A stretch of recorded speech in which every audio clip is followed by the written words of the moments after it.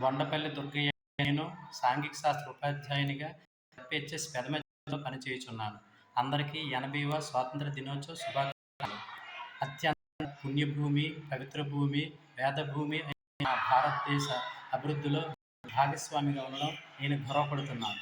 ఈ జెండా రంగుల జెండా మాత్రమే కాదు, ఇది 147 కోట్ల మంది ప్రజల శక్తికి, ఐకమత్యానికి, ఆశయానికి, ఆదర్శానికి మరియు 79 సంవత్సరాల స్వాతంత్రానికి నిదర్శనం, ప్రతీక.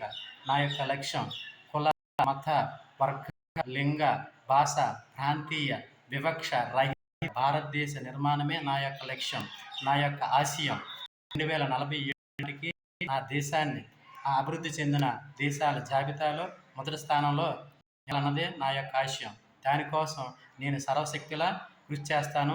ఈ దేశ అభివృద్ధిలో భాగస్వామ్యమై ఉంటాను. జై హింద్, జై భారత్, వందే మాతరం.